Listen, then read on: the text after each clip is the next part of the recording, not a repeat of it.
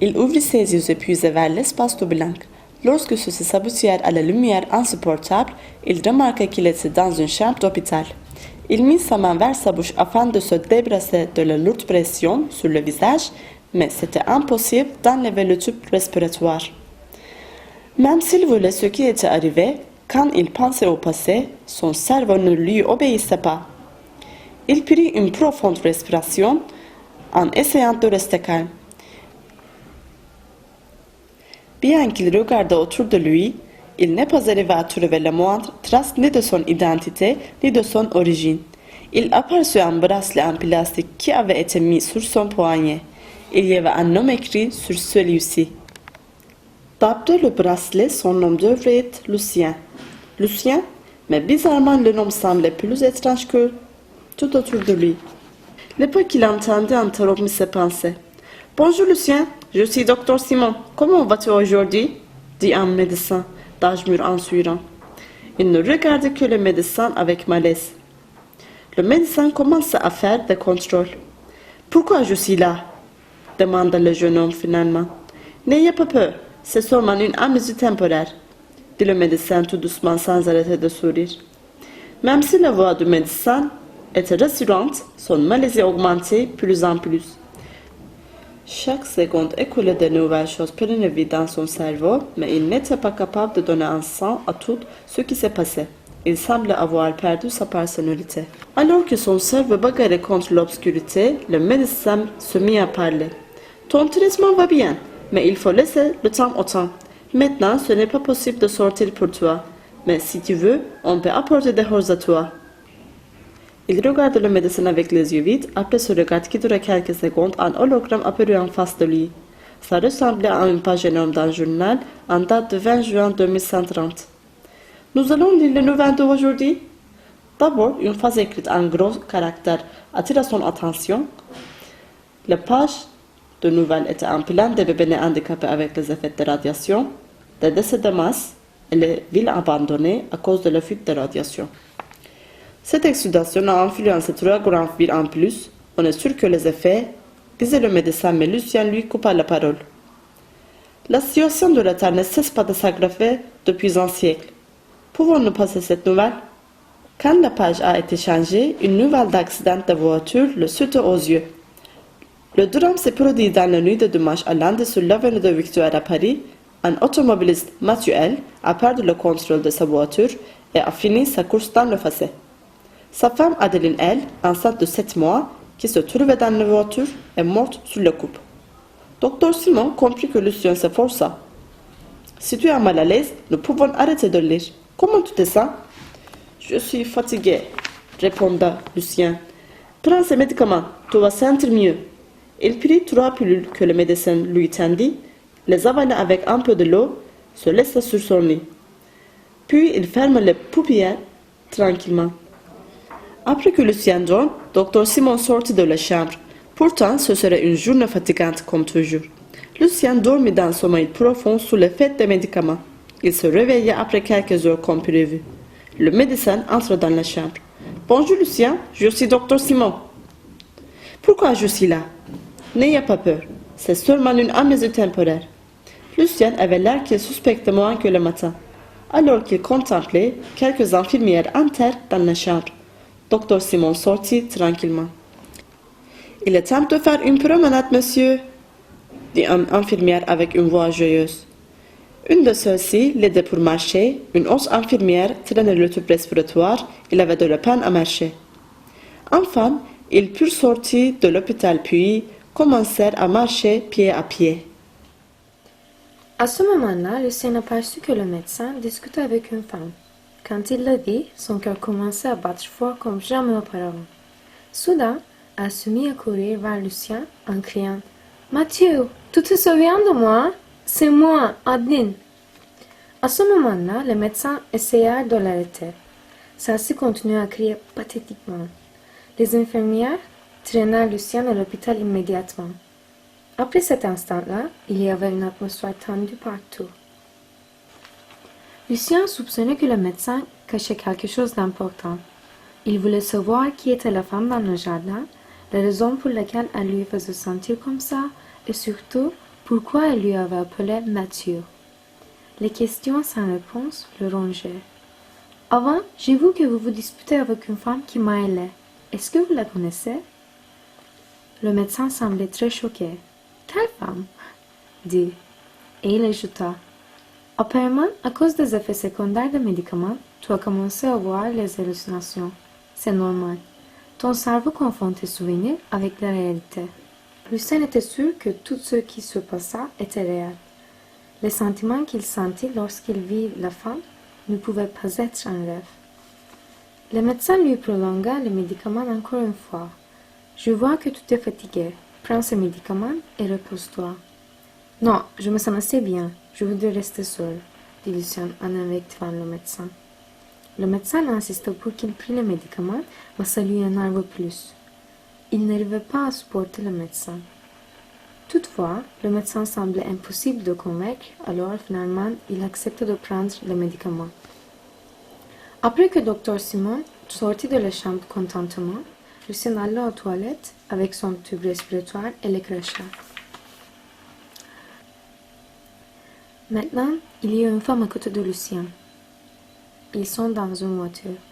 C'est elle qui l'appelle Mathieu, qui explique quelque chose rapidement. C'est très clair qu'elle s'amuse en racontant une histoire drôle. Soudain, elle lui dit « Notre bébé à naître ?» Le jeune homme est perdu dans ce qu'elle dit. « Notre bébé ?» Il regarde la femme encore une fois pour comprendre qui est celle-ci. Lucien sent qu'il la connaît, mais il ne peut pas donner un sens. Les cadres de photos apparaissent dans son cerveau. Ce sont Lucien et cette femme qui sont sur ces photos. Il commence à ne pas pouvoir respirer, tandis qu'il sent comme on l'étouffe. Il met sa main vers sa gauche, en voulant soulager la douleur des dents. À ce moment-là, il perd le contrôle du volant. Lorsque la voiture dérape, Lucien crie « Adeline !» Le jeune homme, couvert de sueur, ouvrait ses yeux en hurlant. Le soleil s'était déjà levé. Lucien se sentait plus fatigué qu'avant à cause de ses pensées. Il ne pouvait pas oublier le visage d'Adeline. Après un certain temps, le médecin entra. « Bonjour Lucien, je suis Dr Simon. Comment vas-tu aujourd'hui ?» Lucien n'arrivait pas à donner un sens à la raison pour laquelle le médecin se présentait encore. C'était probablement que le médecin considérait son amnésie plus grave. « N'ayez pas peur, c'est seulement une amnésie temporaire. » Le médecin faisait toutes les choses qu'il avait fait la veille. L'hologramme qu'il alluma était exactement le même qu'hier aussi. Nous allons lire les nouvelles d'aujourd'hui. Aujourd'hui, mais c'était le même date qu'hier, fin juin 2130. Lucien était choqué. Lorsque le médecin lisait les nouvelles, il aperçut que c'était le nom qu'elle avait appelé. Lucien l'a lu plusieurs fois. Mathieu, Adeline, sa femme, enceinte, morte. Il était saisi d'horreur. Et si ces personnes mentionnées étaient eux-mêmes? Le jour continua comme hier et cette routine fictive l'irrita. Ses cauchemars durèrent toute la nuit. Toutefois, maintenant toutes ses pensées devenaient plus claires. Comme il ne prenait rien que le médecin lui offrait, il se sentait mieux. Il comprit que ses médicaments le faisaient pire, alors il ne faisait plus confiance au médecin. Il était sûr d'être Mathieu au lieu de Lucien. Il était aussi déterminé d'obtenir toutes les réponses dont il avait besoin. À ce moment-là, Dr Simon arriva en souriant comme d'habitude. « Bonjour Lucien, Le jeune homme frustré lui interrompit. « Je suis Mathieu, enchanté. » Le sourire du médecin se fana. « Hein? Les hallucinations de nouveau? » « Non, il n'y a pas aucune hallucination. Il n'y avait jamais eu. » Dr Simon laissait perplexe quoi faire et le jeune homme criait. « Qu'est-ce que tu m'as fait? Je ne sais pas mon identité. Je vais sortir d'ici, » dit, et il a essayé de se lever, mais soudain, le médecin fermait le tube respiratoire. Mathieu commençait à agoniser. « Si tu veux, tu peux sortir maintenant, non ?» Pendant quelques secondes, Dr Simon regardait Mathieu qui perdait haleine.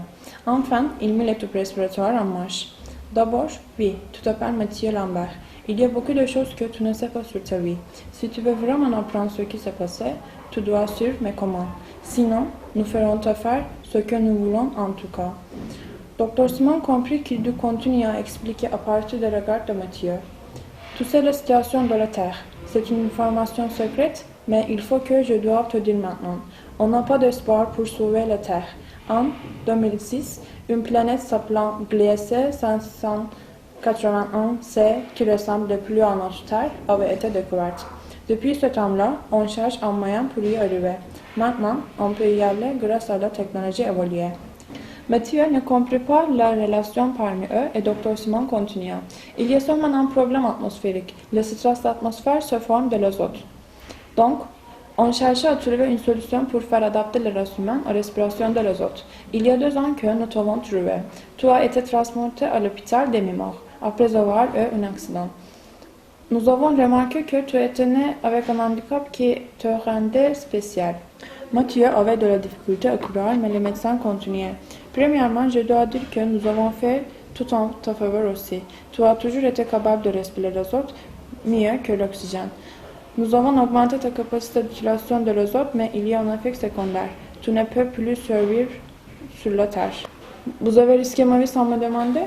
Pratiquement oui. Après cet instant-là, il y avait le silence dans la chambre. Ne sois pas égoïste. Nous t'offrons une occasion dans laquelle tu peux devenir un héros. Tu sais qu'il y a beaucoup de personnes qui ne sont pas aussi changées que toi, dit le médecin.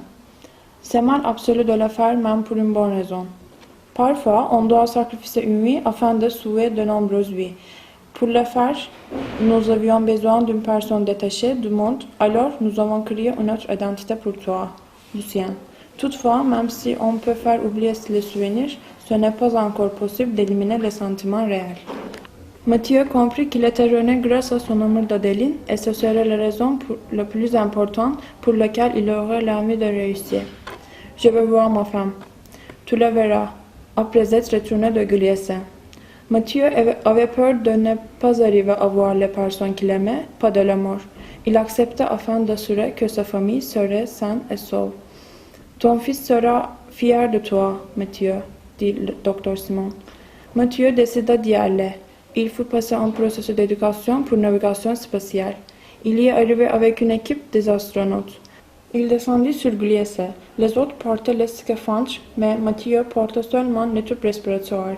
Il mit sa main vers sa bouche afin de se dépresser de la rude pression sur le visage. Cette fois-ci, il enleva et attendit 1 seconde sans respirer.